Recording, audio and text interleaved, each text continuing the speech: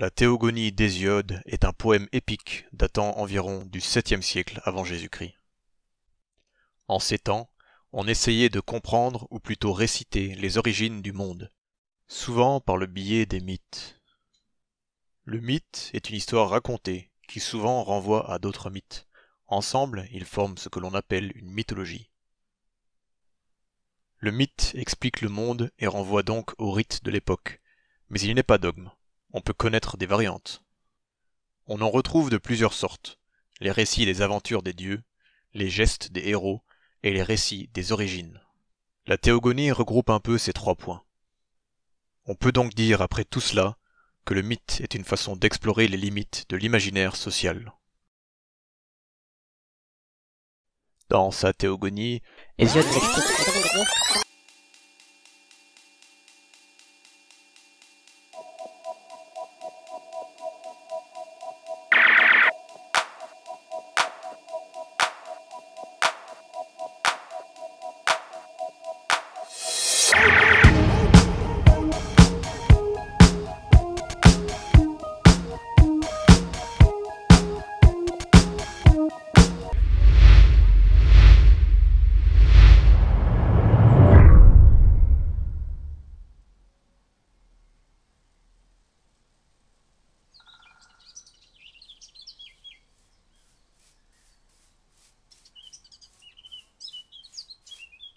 Oyez, oyez, fille de Zeus.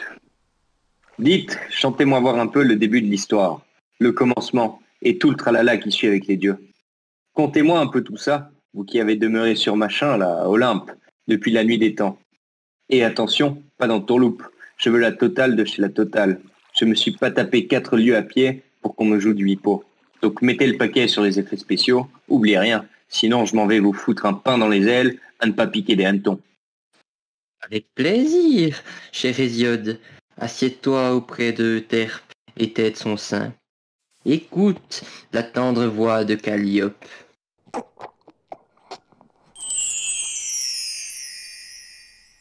au début, il n'y avait rien, puis le chaos, mais ensuite il y eut Gaïa la terre, et puis d'autres, le Tartare, Eros et tous ceux qui suivirent. Mais aujourd'hui, on te raconte l'histoire de Cronos, fils de Gaïa. Eh ben, je me fais bien chier toute seule comme ça. Et si je me crée un fils? Ou un amant? Ou les deux? Bonne idée, ça, bonne idée. Ah, ça fait du bien. Bon, y a plus qu'à attendre. Et c'est ainsi que naquit Ouranos, le ciel. Ah, Mama Gaïa, ma bien-aimée. Oh, Uranos, mon doux Uranos. Vous voyez où on en vient. Ça sent l'inceste à plein nez. Gaïa et Ouranos étaient inséparables, littéralement. Ouranos recouvrit Gaïa et ils engendrèrent de nombreux enfants.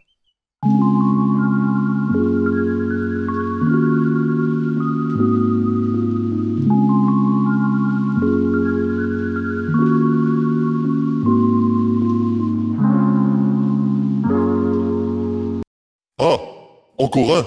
Tiens, va donc rejoindre les autres. Mais merde à la fin!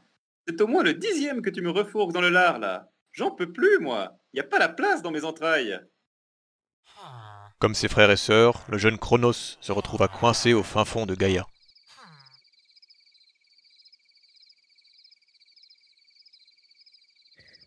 Tu ne pourras pas me garder ici indéfiniment. Je m'évaderai, je me vengerai. Tant que ma bite gardera cet antre, tu ne seras jamais libre. Crois en ma parole.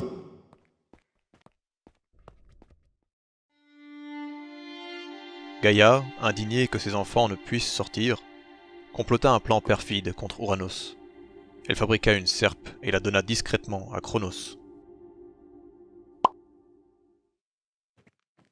Je t'attends, Ouranos. L'heure de la libération a sonné. Prends ça. C'est ainsi que Cronos se libéra lui, ses frères et sœurs et Gaïa de l'emprise d'Ouranos.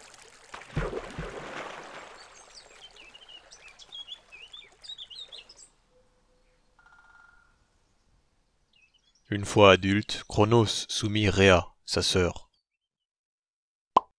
Ah, encore un. Viens par ici, toi. Mais, enfin, arrête, C'est tout un panthéon à remplir, moi. Je vais jamais y arriver. Je nous ai sortis de Mama Gaïa. On va rester ici un bon moment. Celui qui me prendra la place n'est pas près d'arriver. Face à Chronos qui dévorait tous ses enfants, Rhea avait besoin d'aide. Gaïa, Uranos, je vous en supplie, aidez-moi. Cette situation n'est plus tenable. Je dois cacher cet enfant. Ma petite Rhea, Chronos va à tout prix empêcher la prophétie de se réaliser. Nous lui avons prédit qu'il serait un jour renversé par son propre fils. Mais nous allons t'aider. Va te cacher en Crète, ton enfant y sera en sécurité.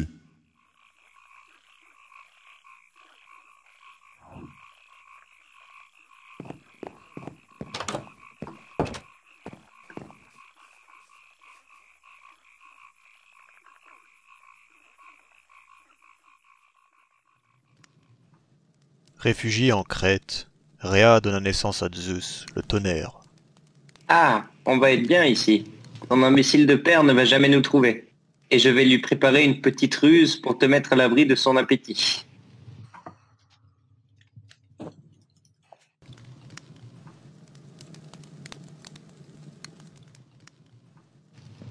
Fais-tu ici, Rhea? Tu pensais pouvoir te cacher?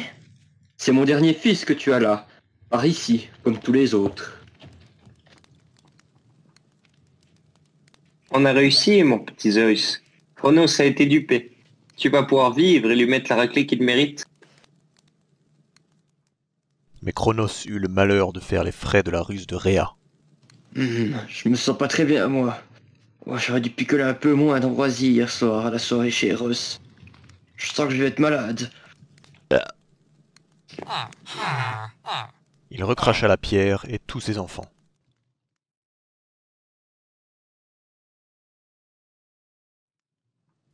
Le temps passa et Zeus grandit.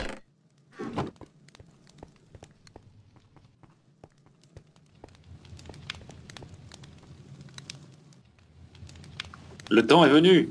Je dois maintenant libérer les Cyclopes et les terribles 300 bras pour renverser mon père, comme tu le souhaites tant. D'accord, d'accord. Mais sois de retour pour le souper, hein.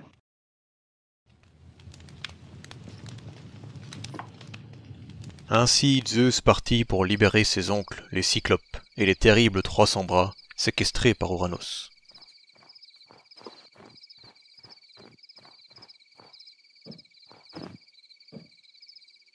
Vous voilà libre. Aidez-moi à mener ma révolution. Rejoignez mes rangs.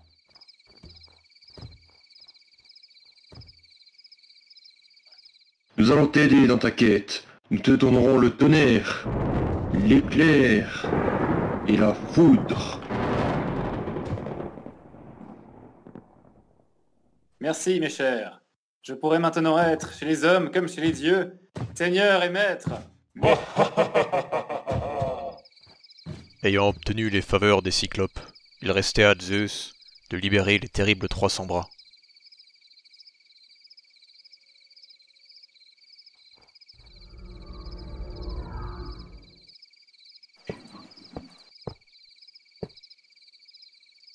Vous, titan aux 300 bras à la puissance primordiale, je vous libère de votre rôle de geôlier et vous fais accéder au statut divin. Zeus, je te remercie. Je me battrai à tes côtés jusqu'à la fin des temps. Je te prêterai main forte pour abattre Chronos.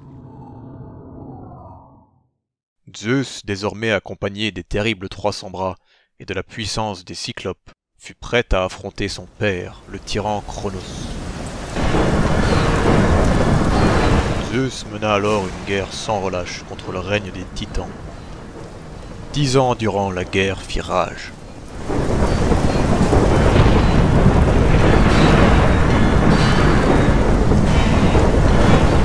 Chronos tenta en vain de s'opposer à la nouvelle force de son fils Zeus.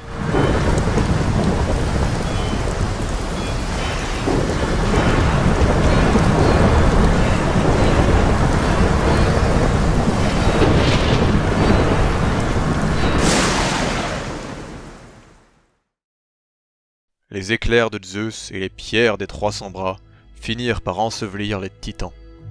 La guerre ainsi achevée, Zeus ayant vaincu les Titans, il eut finalement raison de son père tyrannique.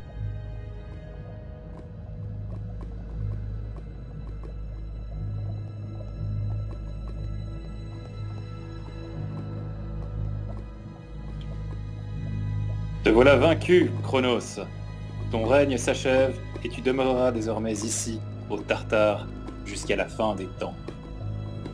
Nous, qui ne sommes plus monstres primordiales, mais fidèles gardes de Zeus, garderons cette porte à tout jamais. Chronos resta enfermé dans le Tartare. À travers de nombreuses liaisons avec déesses et mortels, Zeus peupla l'Olympe, et il sut régner sur dieux et mortels jusqu'à la fin des temps.